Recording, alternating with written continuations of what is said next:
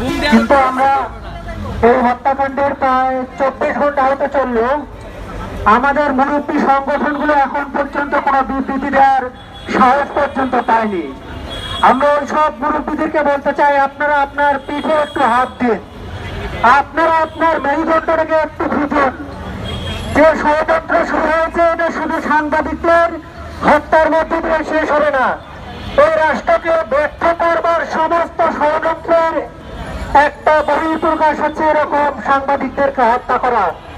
নির্মম ভাবে দিনে দুপুরে একজন মানুষকে হত্যা করবে, এটি যেমন অসম্ভব, সেক্ষেত্রে একজন সাংবাদিককে এরকম হত্যা করার যারা ষড়যন্ত্র করেছে, এরকম সাহস দেখিয়েছে, তারা এই রাষ্ট্রের বিরুদ্ধে সর্বোচ্চ শক্তি প্রয়োগ করবে, এটি স্বাভাবিক। সুতরাং আমাদের চতুর্থ স্তম্ভকে যদি আমরা ধরে রাখতে চাই, আগামী দিনে রাষ্ট্রকে যদি আমরা বিনির্মাণ করতে চাই, তাহলে সাংবাদিক হত্যার বিচার নিশ্চিত না করা পর্যন্ত রাষ্ট্র দাঁড়াতে পারবে না। এটা শুধু সাংবাদিকদের হত্যা না, এটা পুরো রাষ্ট্রযন্ত্রকে ব্যর্থ করবার একটি চেষ্টার অংশ আমরা মনে করছি।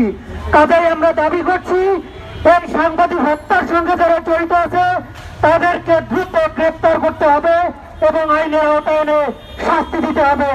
একই সাথে আমরা আমাদের নেতৃবৃন্দকে বলতে চাই, আপনারা আপনাদের মেরুদণ্ড খুঁজে সরকারের ওপর, রাজনৈতিক দলের ওপর সর্বোচ্চ চাপ প্রয়োগ করুন, যাতে তারা এরকম কোন হত্যাকাণ্ড তো দূরের কথা, কোন সাংবাদিককে ন্যূনতম দায়িত্ব দেওয়ার মতো কোন শক্তি সাহস না দেখায়। যদি এটা না পারেন, আগামী দিনে আপনাদের ক্ষমতার চেয়ার, আপনাদের ইউনিয়নের চেয়ার আমরা টান দিতে বাধ্য হব। ধন্যবাদ সবাইকে।